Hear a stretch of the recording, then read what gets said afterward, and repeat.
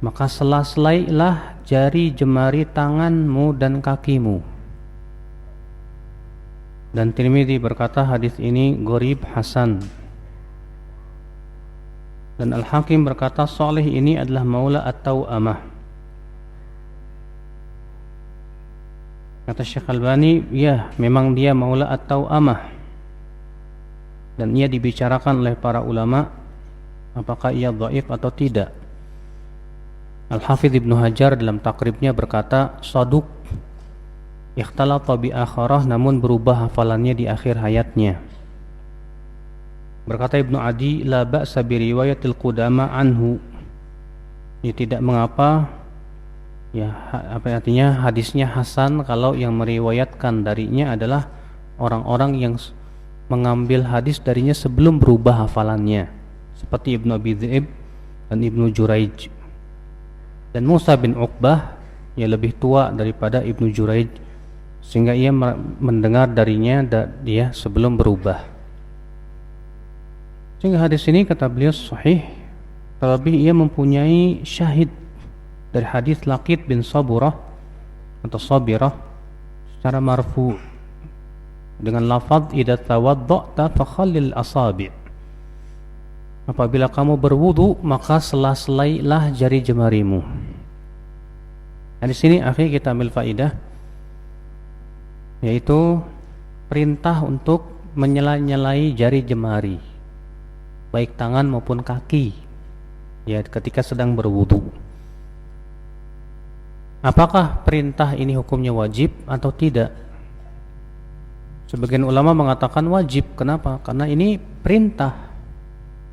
Sedangkan pada asalnya yang namanya perintah itu apa? Wajib. Sebagaimana dalam kitab usul fikih ya, al-aslu fil amri lil wujub. Pada asalnya perintah itu ya untuk menunjukkan kepada hukum wajib. Sebagian ulama mengatakan ya bahwa apabila tangannya itu karena gemuknya Pak ya, saking gemuknya terkadang kan tangannya jadi pada rapat gitu ya Pak ya. Ya, maka yang seperti ini wajib. Ya kenapa? Karena kalau tidak disela-selai menyebabkan air tidak sampai. Tapi kalau yang kurus kayak saya ini ya, kalau memang dia tidak disela-selai air sudah sampai, maka tidak perlu dan tidak wajib untuk disela-selai. Kenapa? Karena yang terpenting adalah bahwa anggota wudu itu terkena air wudu. Maka kalau terkena air wudu berarti tidak wajib. Karena yang wajib adalah bahwa anggota wudu itu terkena air wudu secara rata. Tapi kalau tangannya gede dalam artian nempel gitu ya karena gemuk, maka harus disela-selai. Iya. Karena hal seperti itu seringkali menyebabkan air tidak bisa masuk ke sela-sela jari jemari tersebut. Allahu alam, dan itulah yang rajih ya. Allahu alam. Hadis berikutnya hadis 1307.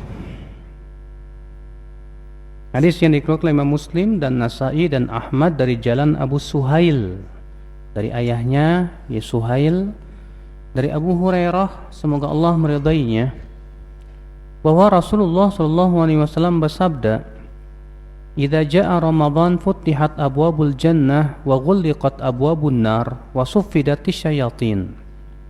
Apabila Ramadan datang, maka pintu-pintu surga dibuka, pintu-pintu neraka ditutup, dan setan-setan diikat. Hadis ini akal Islam ya, diriwayatkan oleh Imam Muslim, dan hadis ini juga diriwayatkan oleh Imam Bukhari dan Imam Ahmad ya, dengan lafaz yang hampir mirip, dan juga Imam Tirmidzi juga meriwayatkan, sehingga hadis ini sahih. Dan hadis ini sering kali dibahas ya, terutama kemarin sebelum Ramadan. Jadi kita tidak perlu membahasnya. Hadis 1308. Hadis yang dikeluarkan Imam At-Tahawi dalam Mushkil al-Athar, dan Imam Ahmad, demikian pula At-Tabrani dalam Al-Mu'jamul Kabir, dari jalan Mujalid bin Sa'id dari Asy-Sya'bi. Asy-Sya'bi ini namanya Amir bin Syurahil, dari Adi bin Hatim, seorang sahabat Nabi sallallahu alaihi wasallam. Ia berkata, Rasulullah sallallahu alaihi wasallam bersabda, "Idza jaa Ramadan fasum 30 illa antaral hilal qabla dzalik." Apabila Ramadan telah datang, maka berpuasalah 30 hari, kecuali kalau kamu melihat hilal sebelum itu. Di dalam sanadnya ada Mujalid bin Sa'id. Ia dianggap thiqah oleh Imam Nasa'i, tapi didhaifkan oleh banyak ulama. Akan tetapi hadis ini mempunyai syawahid-syawahid yang banyak, sehingga hadis ini sahih insyaallah. Ya. Hadis ini menunjukkan ya akhal Islam, ya perintah untuk menyempurnakan bilangan bulan ya 30 hari kalau tidak melihat hilal. Ya, dalam artian kalau misalnya dalam satu riwayat Ibnu Umar kan fa in gumma alaikum, kalau ternyata tertutup oleh awan karena mendung, ya fa'akmilul Sya'ban 30, maka sempurnakanlah bulan Sya'ban 30 hari. Demikian pula Ramadan, kalau ternyata setelah melihat hilal nggak kelihatan hilal, ya malah terhalang awan dan yang lainnya, maka pada waktu itu sempurnakan bulan menjadi 30 hari. Hadis berikutnya, hadis 1309, hadis yang dikeluarkan Imam An-Nasa'i dan Ibnu Hibban dan Al-Hakim dari jalan Qatadah dari Qasamah bin Zuhair dari Abu Hurairah, wa Nabi sallallahu alaihi wasallam bersabda, "Idza hudiral mu'min atathu malaikatur rahmah bihariratin bayda." Apabila seorang mukmin sakarat mau meninggal dunia, maka akan didatangi malaikat rahmat dengan membawa sutra yang berwarna putih. Fayaqulun, lalu mereka berkata, "Ukhruji radiyatan mardiyan anki." Keluarlah wahai jiwa dalam keadaan kamu ridha dan diridhai. Ila rauhillahi wa raihan, menuju rahmat Allah ya dan raihannya. Wa rabbin ghairi ghadban, dan kepada Rabb yang tidak akan pernah marah kepadamu.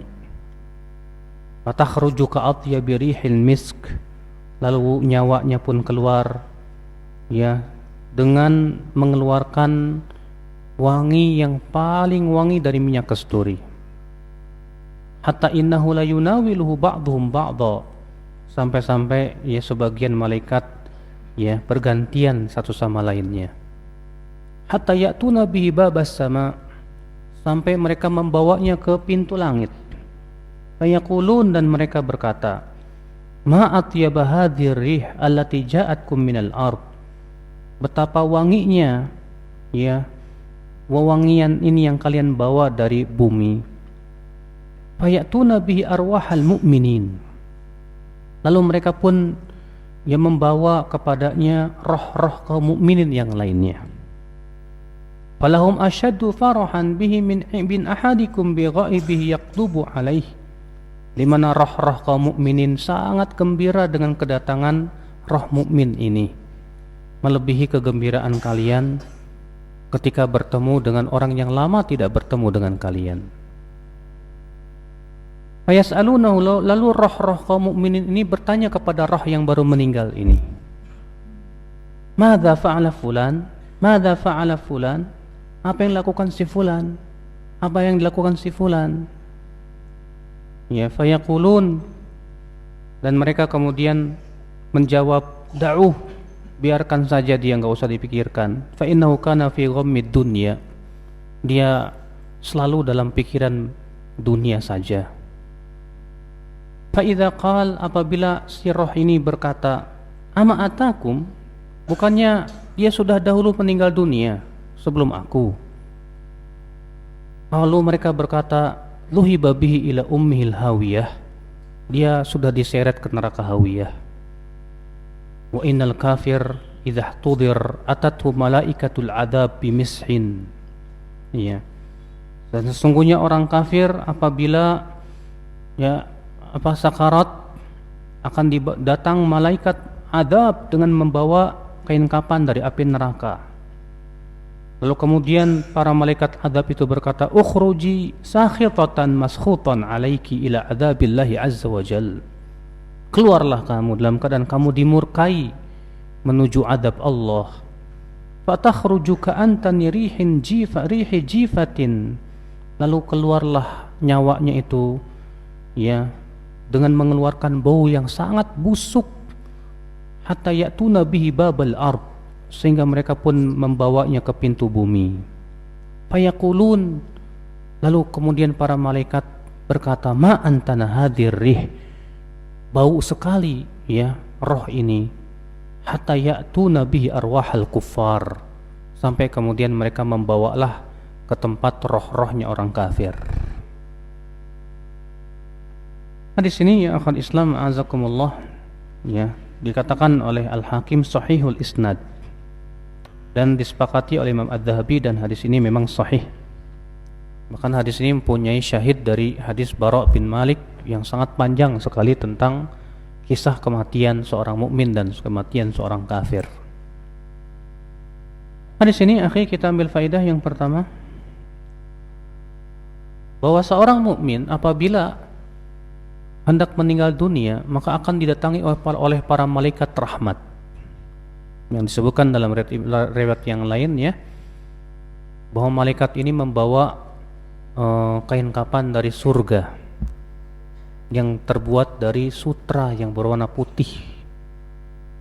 Lalu kemudian fayajlisuna minhu maddal basar, kata Rasulullah, maka ia pun duduklah sejauh mata memandang. Lalu datanglah malaikat maut dengan rupa yang sangat indah. Lalu ia pun duduklah di sisi kepala si mukmin ini. Lalu kemudian dicabut nyawanya, dan keluarlah nyawanya itu bagaikan, kata Rasulullah, air yang keluar dari teko. Sambil dikatakan, keluarlah wahai jiwa yang tenang menuju keridhaan Rabbmu, dalam keadaan Allah tidak akan pernah murka kepadamu. Dan ketika roh ini sudah keluar, maka malaikat rahmat yang membawa kain kapan tersebut segera merebutnya dari tangan malaikat maut. Kemudian diletakkannya dalam kain kapan tersebut dan mengeluarkan wewangian yang luar biasa wangi. Lalu kemudian mereka membawanya ke langit,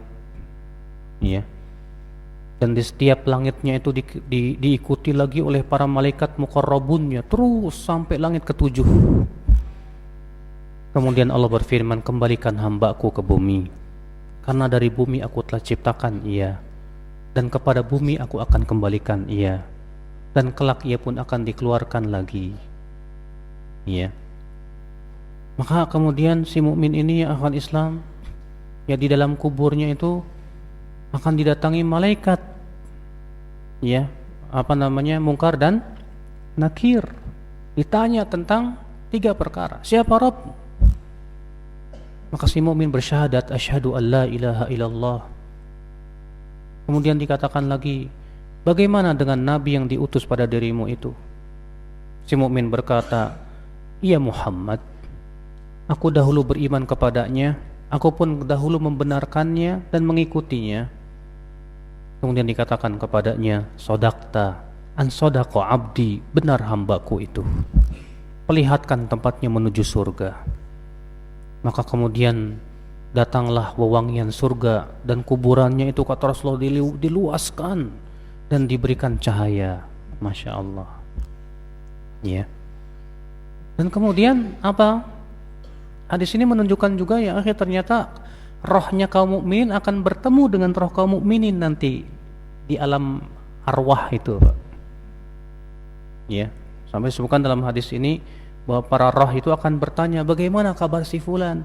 Bagaimana kabar si fulan? Dia pun bertanya lagi, berkata lagi kepada mereka, bukankah sudah duluan dia meninggal dunia? Biarkan. Itu orang mikirnya cuma dunia saja itu. Dia sudah dibawa ke neraka hawiyah, kata mereka. Masya Allah, ya kota Islam, azakumullah wa iyyakum. Ini hadis menunjukkan bahwa roh kaum mukminin itu hidup di alam apa? Barzakh. Sebagaimana Allah berfirman, "Wala tahsabanna alladziina qutilu fi sabilillahi amwat." Jangan kamu mengira orang-orang yang terbunuh di jalan Allah itu mati, tidak. Bal ahya'un 'inda rabbihim yurzaqun. Justru mereka hidup di alam kubur mereka, diberikan rezeki, maksudnya di alam barzakh. Ya. Dan disebutkan dalam hadis riwayat Bukhari bahwasanya dalam kisah yang Rasulullah SAW diperlihatkan adab-adab, ada yang dihancurkan kepalanya, ada yang disobek mulutnya, ada yang berenang di sungai darah, ada yang di dalam tungku api, sampai kemudian Rasulullah SAW dibawa kemana? Ke taman, lalu naik ke pohon. Di situ Rasulullah melihat apa? Rumah. Dan Rasulullah melihat di situ ternyata tempat rohnya kaum mukminin. Nanti Pak, ya, di alam baka sana roh-roh kaum mukmin akan apa? Bertemu satu sama lainnya. Ya. Ini wajib kita imani karena yang mengabarkannya siapa? Rasulullah sallallahu alaihi wasallam. Dan ingat bahwa roh tak mungkin kembali ke alam dunia. Karena keyakinan di masyarakat itu ada keyakinan katanya 40 hari pertama itu rohnya masih ada di sekitar rumahnya, Pak. Ya. Ini keyakinan masyarakat, banyak yang punya keyakinan seperti ini. Padahal tidak ada dalilnya. Bahkan bertabrakan dengan ayat. Ya, dalam surat Al-Mu'minun ayat 99 sampai 100 itu. Di mana Allah tegas mengatakan bahwasanya mereka itu di dalam alam barzakh tidak mungkin pernah bisa kembali ke dunia. Bahkan dalam riwayat yang lain yang sahih yang disahihkan Syekh Albani, ketika kaum mukminin telah melihat janji Allah dalam alam kuburnya, kenikmatan-kenikmatan, apa kata mereka? Ya Rabb, kembalikan aku kepada anak dan istriku, kepada hartaku, supaya aku memberikan kabar gembira kepada mereka. Maka Allah tidak mengizinkan. Jadi orang yang sudah meninggal tidak mungkin kembali ke dunia. Roh mereka dalam alam barzakh tidak akan mungkin kembali. Nah, tapi kan Ustadz, buktinya terkadang kita suka ngelihat apa sih? Ya, orang yang sudah meninggal kok kayak itu jin ya, ya, tidak mungkin. Yang jelas wajib diimani. Hadis ini juga kita ambil faidah ya akhwat Islam, azakumullah. Tercelaknya orang yang selalu pikirannya tentang dunia. Sebab Nabi bersabda dalam hadis ini, wa roh-roh kaum mukminin berkata, da'u fa innahu kana fi ghammid dunya. Biarkan dia, enggak usah kamu pikirkan. Karena dia selalu pikirannya tentang dunia, galaunya karena dunia, gelisahnya karena dunia, pikirannya cuma dunia saja. Nanti ini celaan ya, akhi. Ya. Seorang mukmin itu yang harus dia pikirkan adalah tentang bagaimana kebaikan akhiratnya. Ya, mikirin dunia boleh, nggak masalah kok. Ya, antum mencari dunia dalam rangka mencari nafkah buat anak dan istri diperintahkan oleh Allah Subhanahu wa taala.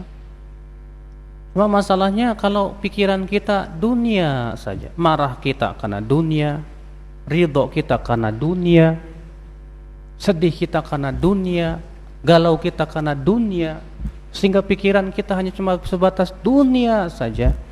Wallah, ini orang tercela ya akhi, azakumullah wa iyyakum.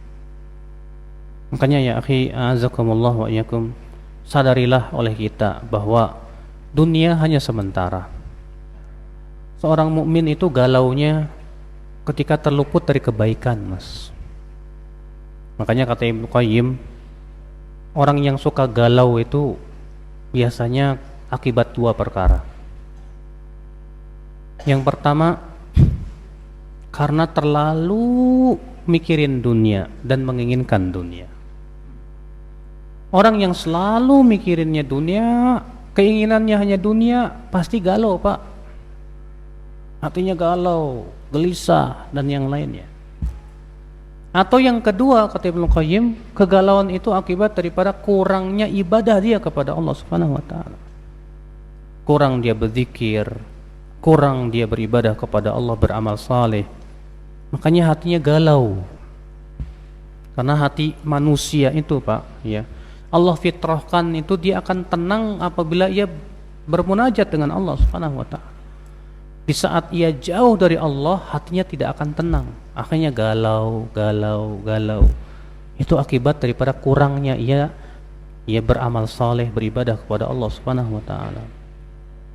Nah, kalau galaunya karena ya terluput dari kebaikan, wah itu Masya Allah. Antum galau, kok kamu galau banget sih, kenapa? Iya nih, tadi malam gak sempat tahajud. Masya Allah ya. Galau seperti ini yang luar biasa, Mas. Itu galau yang dikarenakan betul-betul dia sudah merasakan nikmatnya ibadah, sehingga dia galau ketika ia terluput dari kebaikan. Masya Allah. Nah, sekarang kita galaunya karena apa nih? Iya, selama ini kita galaunya karena dunia atau karena apa ya, akhwat Islam azakumullah wa iyyakum. Hadis selanjutnya, hadis 1310, hadis yang dikeluarkan Imam Al-Hakim dan Ad-Diya dalam Al-Ahadits Al-Mukhtarah dari Ubaidillah bin Muhammad bin Aisyah, dan Abu Ya'la dalam musnadnya dari jalan Ad-Diya juga dari Rauh bin Ubadah. Keduanya berkata, haddatsana Hammad bin Salamah. Hammad bin Salamah ini bin Dinar, ya. Dari Humaid bin Abi Humaid At-Tawil, dari Anas bin Malik, semoga Allah meridainya, bahwa Nabi sallallahu alaihi wasallam bersabda, "Idza humma ahadukum falyasunna alaihi al-ma'al barid thalatha layalin minas sahar."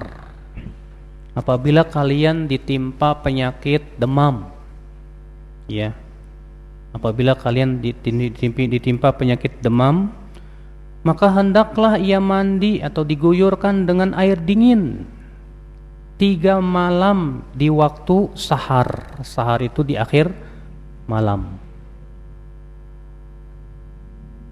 Hadis ini kata Al-Hakim sahih sesuai dengan syarat Muslim. Dan memang hadis ini sahih sesuai dengan syarat Muslim. Hadis ini menunjukkan ya akhwat Islam, di antara pengobatan cara Nabi, ya Tibun Nabawi namanya ya, bahwa Nabi sallallahu alaihi wasallam menganjurkan orang yang terkena penyakit demam itu disuruh mandi, Pak, di waktu sahar. Sahar itu apa sih? Sahar itu di akhir malam. Allah mengatakan wabil ashari hum yastaghfirun, dan di waktu sahar mereka istighfar. Sahar itu ya waktu sahur. Berarti itu waktu yang sangat bagus untuk mandi bagi mereka yang terkena penyakit apa? Demam. Ya, maka kalau antum demam, panas tinggi, mandi itu pas jam 4, jam 3, jam setengah 4 itu. Ya, pas tuh buat mandi, enak, Pak. Ya, sini Nabi Shallallahu Alaihi Wasallam menganjurkan ya akhwat Islam azakumullah wa iyyakum. Hadis ini juga kita ambil faidah yang kedua ya akhi, bahwa Nabi Shallallahu Alaihi Wasallam diajarkan oleh Allah tentang tib, kedokteran, kesehatan, ya.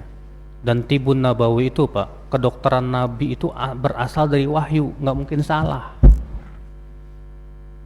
Ustaz, saya udah mandi kok nggak turun-turun ya, gimana itu ya? Ya, nah itu ya akhi azakumullah wa iyyakum, kalau nggak turun-turun bisa jadi kurang, karena kata-kata hendaklah ia mandi 3 malam. Kata-kata 3 malam itu bukan batasan. Karena kata para ulama, mafhumul adad, pemahaman pembatasan jumlah itu bisa diterima kalau tidak menunjukkan kepada mubalaghah berlebihan atau taksir banyak. Maka ini tidak menunjukkan kepada pembatasan. Berarti kalau antum udah 3 malam belum turun juga, ya malam keempat, malam kelima, terus seperti itu. Iya. Makanya kan pernah datang ke Rasulullah, ya Rasulullah, saudaraku terkena mencret ya Rasulullah. Apa kata Rasulullah? Kasih madu. Dikasih madu rupanya tambah mencret, Pak. Akhirnya dia datang, ya Rasulullah, sudah dikasih madu tapi tambah mencret ya Rasulullah. Atau Rasulullah, kasih lagi madu. Dikasih tambah mencretnya lah. Iya. Lapor lagi ke Rasulullah. Kata Rasulullah, kasih lagi madu. Dikasih madu lagi, tambah menjadi-jadi. Kata dia, ya Rasulullah, tambah menjadi-jadi ya Rasulullah. Kata Rasulullah apa? Shadaqallah wa kadzabatnu akhik. Maha benar Allah dan telah dusta perut saudaramu itu. Tambah lagi madunya. Diminum lagi, berhenti langsung mampet. Iya. Kata Ibnu Qayyim, kenapa Nabi tetap menyuruh tambah? Berarti dosisnya kurang. Iya. Dosisnya kurang ya akhi, azakumullah wa yakum. Nah, di sini ya akhi, azakumullah. Makanya orang yang ingin mengobati dengan cara tibun nabawi pun juga harus paham. Itu kadang kan ada orang yang menganggap habbah sauda obat segala penyakit. Akhirnya semua penyakit dikasihnya habbah sauda lagi. Nabi saja nggak begitu kok. Terkadang habbah sauda, terkadang madu, ya. Terkadang dengan cara mandi. Terkadang Rasulullah ketika sedang pusing pakai tanaman yang ada di padang pasir. Terkadang dengan bekam. Semuanya sesuai dengan apa? Jenis penyakitnya, ya. Dan bagaimana tata cara penyembuhan yang paling tepat. Jangan abong-abong habbah sauda obat segala penyakit. Semua penyakit makan habbah sauda lagi. Ya. Sampai ada orang yang habis lagi kambuh, mahnya disuruh makan habbah sauda, tambah kambuh jadinya. Wah ini ya, iya. Jadi akhirnya orang terkadang karena nggak paham mengatakan katanya habbah sauda obat segala penyakit. Tapi kok buktinya begini? Iya, karena kamunya nggak paham bagaimana menggunakan obat. Ya, semuanya harus dengan pemahaman yang benar ya akhul Islam, azakumullah wa iyyakum. Hadis selanjutnya. Hadis 1311. Hadis yang diriwayatkan oleh Ibnu Majah dari Al-Umari, dari Sa'id Al-Maqburi, dari Abu Hurairah, ia berkata Rasulullah sallallahu alaihi wasallam bersabda, "Idza ra'a ahadukum ru'ya yakrahuha falyatahawwal wal yadful an yasarihi thalathan wal yas'alillaha min khairiha wal yata'awwad min syarriha." Apabila ia melihat dalam tidurnya mimpi yang ia tidak suka, mimpi serem, ya, maka hendaklah ia berbalik. Kalau tadinya misalnya ke kiri, maka ke kanan, ya, berbalik. Lalu hendaklah ia meludah ke kiri 3 kali, dan hendaklah ia minta kepada Allah kebaikannya dan berlindung kepada Allah dari keburukannya. Hadis ini kata Syekh Albani sanadnya lemah. Perawinya perawi yang thiqat, kecuali Al-Umari ini, yaitu Abdullah bin Umar Al-Umari, dia buruk hafalannya. Tapi hadis ini mempunyai penguat dari hadis Jabir secara marfu. Nabi bersabda, "Falyabsuk an yasari thalathan." Siapa yang mimpi buruk, hendaklah ia meludah ke kiri 3 kali. Wal yasta'id billahi thalathan, dan hendaklah berlindung kepada Allah 3 kali. Wal yatahawwal an jambihi alladhi kana alaih, dan hendaklah ia merubah sikap tidurnya. Ya. Diriwayatkan Muslim, Abu Daud, Ibnu Majah, Al-Hakim, Imam Ahmad dari jalan Al-Laits Ibnu Sa'ad dari Abu Zubair dari Jabir. Al-Hakim berkata sahih sesuai dengan syarat Muslim. Ya. Hadis ini menunjukkan akhi bahwa adab kalau kita mimpi buruk itu apa? Kalau kita mimpi buruk adabnya, Pak, ya, yang pertama kita berlindung kepada Allah, kita meludah ke kiri 3 kali. Kalau di kiri kita ada istri gimana Ustadz? Kena ludah dong. Ya.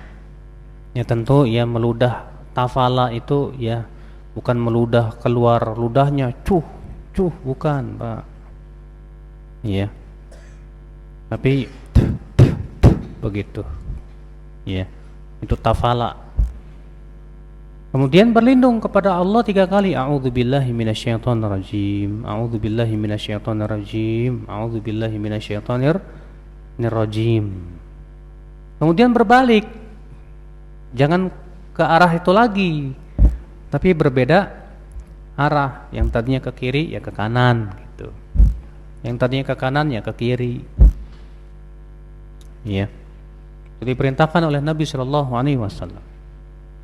Dan mimpi buruk itu ya akhi, tidak perlu ditakwil-takwil. Ya jangan suka mentakwil mimpi buruk. Waduh tadi malam ya saya mimpi begini mengerikan. Itu tandanya apa ya? Gak perlu ditakwil. Ya kenapa? Karena kata Rasulullah SAW itu tidak akan memberikan mudarat apa-apa, kata Rasulullah SAW. Kemudian diantara adabnya apa? Jangan ceritakan ke orang-orang. Ya, mimpi-mimpi yang buruk, mimpi-mimpi yang menyeramkan, yang menyedihkan, jangan diceritakan kepada orang lain. Udah cukup deh. Kita berlindung kepada Allah, kata Rasulullah, karena insya Allah itu tidak akan memberikan mudarat apa-apa buat dia. Beda dengan mimpi yang baik. Ya, karena kan kata Rasulullah mimpi itu ada 3 macam. Yang pertama mimpi yang berasal dari Allah. Ini mimpi yang baik. Yang kedua mimpi yang berasal dari setan, mimpi yang buruk. Yang ketiga mimpi yang berasal dari pikiran. Antum misalnya mikirin utang aja, pas tidur mimpi dikejar-kejar yang punya, ya, yang ngutangin, ya, karena dari pikiran. Ya, antum mikirin sesuatu, biasanya sih ke bawah mimpi itu, Pak. Ya. Nah, kalau mimpi dari Allah Subhanahu wa taala itu biasanya jelas.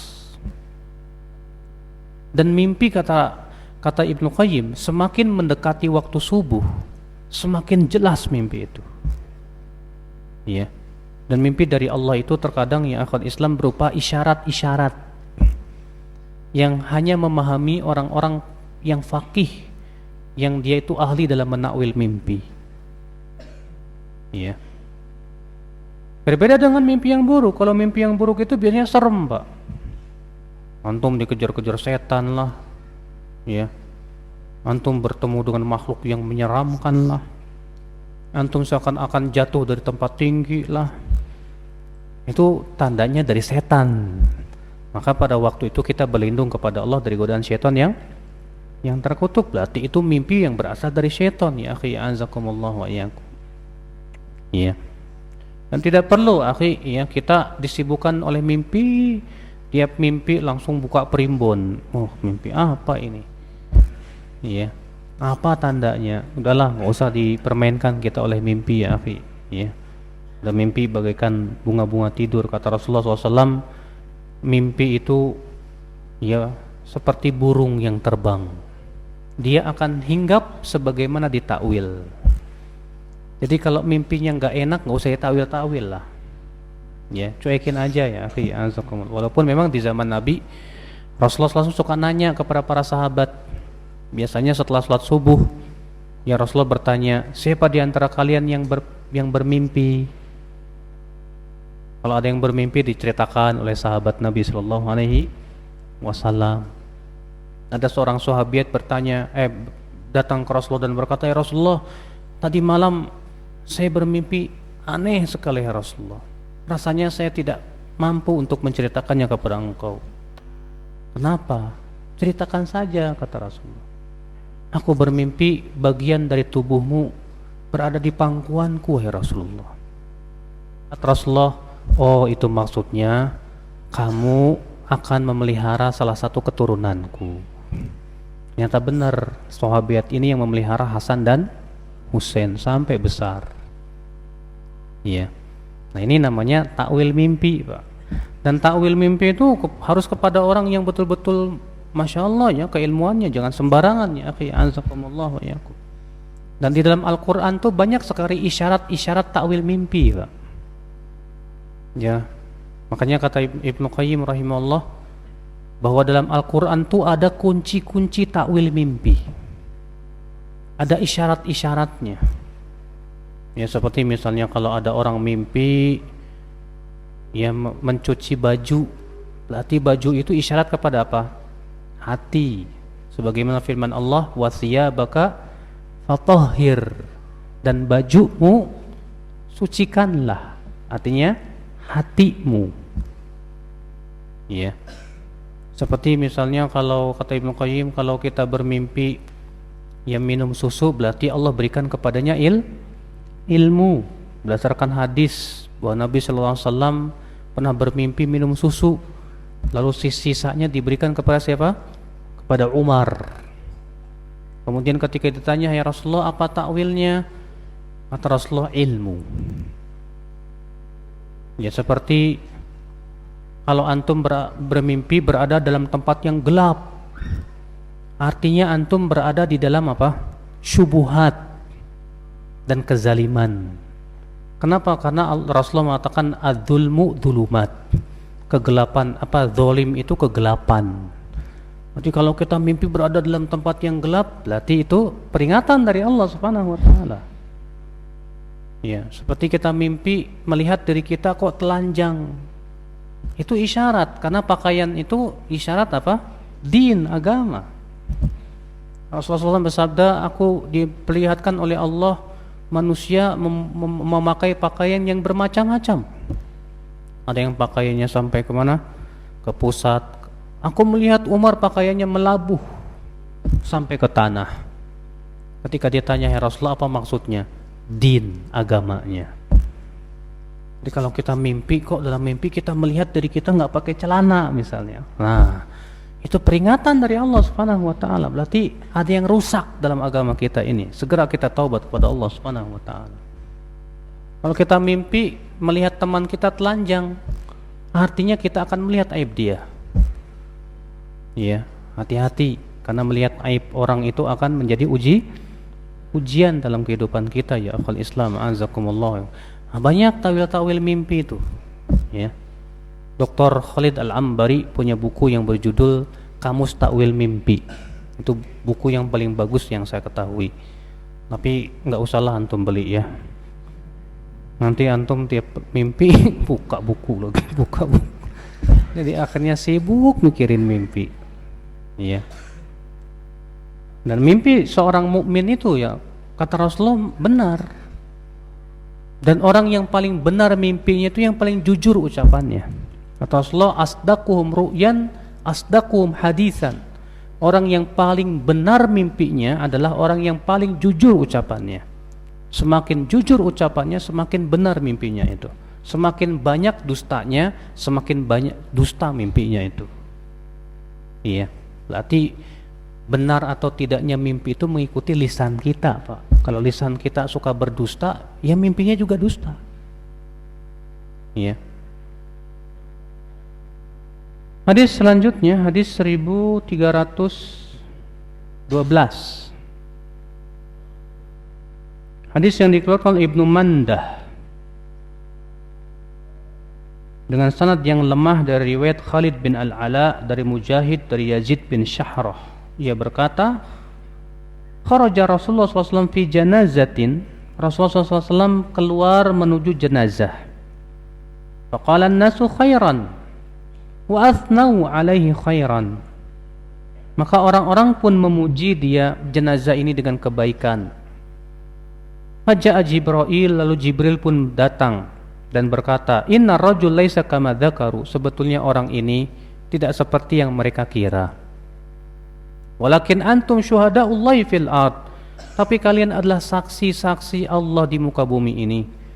Wa qad ghufira lahu ma la ya'lamun, dan telah diampuni untuknya apa yang mereka tidak tahu. Sanadnya terdapat dua perawi yang dhaif. Ya. Yazid bin Syajarah diperselisihkan juga apakah ia seorang sahabat atau tidak. Tapi hadis ini sahih dari hadis lain, yaitu dari hadis Anas, disahihkan Al-Hakim dan Adz-Dzahabi dari hadis Abu Hurairah, ya, bahwa ya dalam satu riwayat yang sahih itu lewat jenazah, lalu para sahabat memuji kebaikan.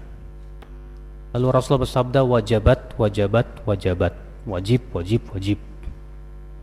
Kemudian lewat jenazah, lalu para sahabat menyebutkan bahwa jenazah ini buruk, nggak bagus akhlaknya waktu di dunia.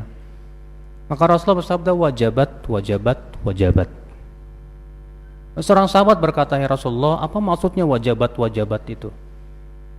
Kata Rasulullah, tadi kalian memuji mayat itu dengan kebaikan, lalu kalian memuji mayat yang kedua dengan keburukan. Antum syuhadaullahi fil ard, kalian adalah saksi-saksi Allah di muka bumi. Ya. Maka yang disaksikan oleh kaum mukminin akan kebaikannya, maka insya Allah dia akan menjadi baik di sisi Allah Subhanahu wa ta'ala. Tapi persaksiannya sesuai yang kita tahu, bukan yang dibikin-bikin. Nggak kayak di masyarakat. Kalau di masyarakat kita kan, ya, apa kata amirnya, ya, bagaimana pendapat kalian tentang apa mayat ini? Khair, khair, khair. Padahal tahu semuanya ini tukang mabuk-mabukan waktu hidupnya, semua sudah tahu. Iya. Makanya para sahabat Nabi sallallahu alaihi wasallam bersaksi sesuai dengan yang mereka tahu.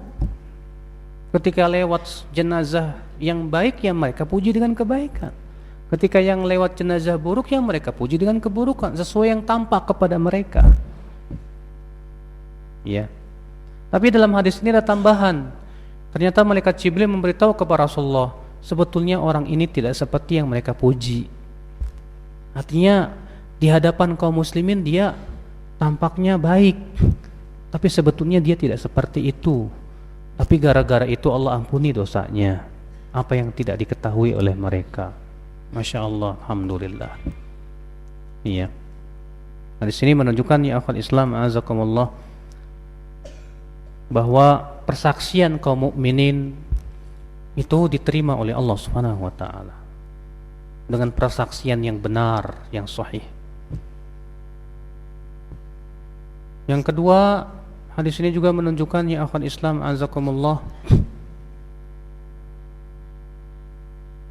ya, bahwa kita berusaha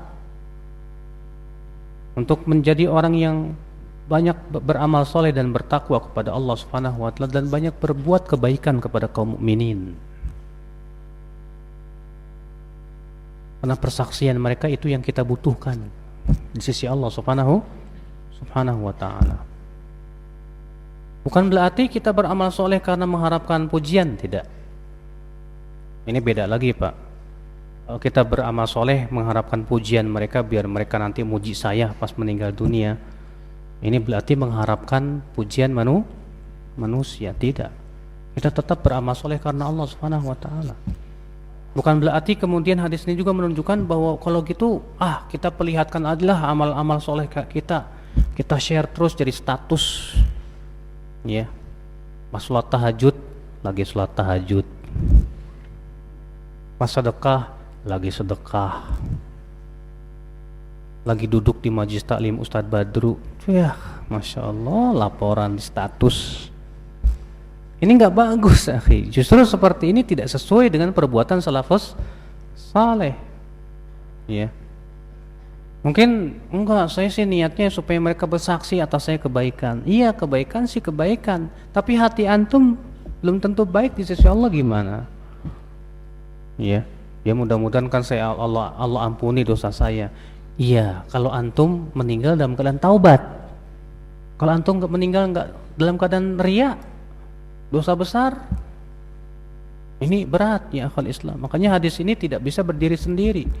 Kita harus tafsirkan dengan melihat hadis-hadis yang lainnya ya akhwal Islam azakumullah wa iyyakum. Hadis selanjutnya,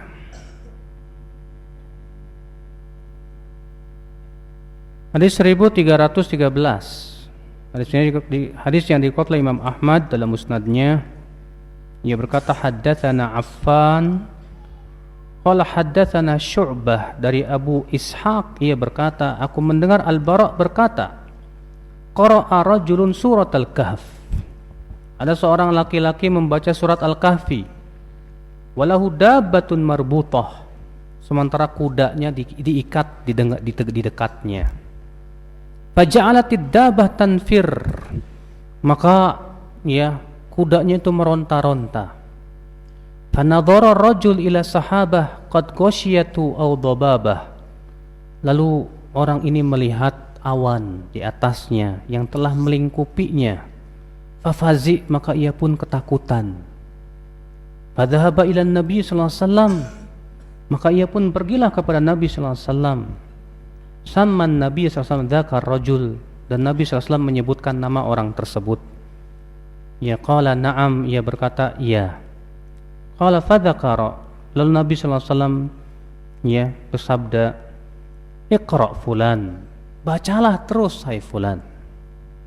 Fa inna sakinah, itulah sakinah yang sedang turun. Nazalat lil Quran, ia turun karena Al-Quran yang dibaca. Au indal Quran, atau ia turun di sisi bacaan Al-Quran. Kata Syekh Albani, hadis ini sanadnya sahih sesuai dengan syarat Bukhari dan Muslim. Dan Imam Bukhari juga dan Muslim meriwayatkan, dan Imam Ahmad dan Abu Ya'la dari jalan-jalan yang lain dari Syu'bah. Hadis ini menunjukkan bahwa membaca Al-Quran itu sebab turunnya sakinah. Dalam hadis ini ya, bahwa yang turun itu sahabah, apa itu? Awan. Awan turun melingkupi dia. Rupanya kudanya meronta-ronta mau lari. Ya, pas dilihat ternyata awan melingkupinya. Rupanya sahabat ini ketakutan, Pak. Ternyata Rasulullah mengatakan apa? Itu sakinah. Itu malaikat yang turun membawa ketenangan. Masya Allah. Ya, makanya ya akhi, ini menunjukkan keutamaan membaca Al-Quran. Maka kita berbahagialah antum yang selalu membaca Al-Quran dalam hidupnya. Makanya jangan lepas dari yang namanya membaca Al-Quran, baca Quran, baca Quran. Ya kata Rasulullah SAW, iqra'ul Quran, bacalah Al-Quran. Fa innahu ya'ti yaumal qiyamah syafi'an li ashabi, karena Al-Quran datang pada hari kiamat memberikan syafaat kepada pembacanya. Ya. Ikhwata Islam azakumullah wa iyyakum. Nah ini hadis ini juga kita ambil faidah bahwa para malaikat mendekat kepada orang yang membaca Al-Quran. Para malaikat mendekat kepada orang yang membaca Al-Quran. Bahkan disebutkan dalam hadis, ketika seorang laki-laki berdiri sholat dan membaca Al-Quran, malaikat akan berdiri di belakangnya. Lalu malaikat itu akan terus mendekat sampai ia meletakkan mulut malaikat itu di mulut orang tersebut.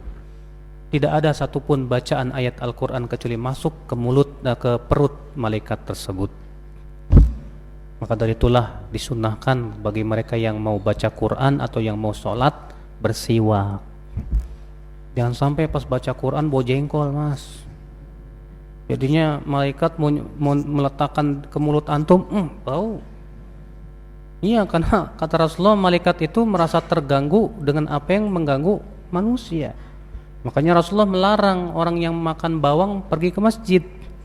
Kenapa? Karena bau mulut mereka mengganggu malaikat. Nah sekarang kalau antum baca Quran bau jengkol, malaikat nggak mau dekat, gimana? Ya.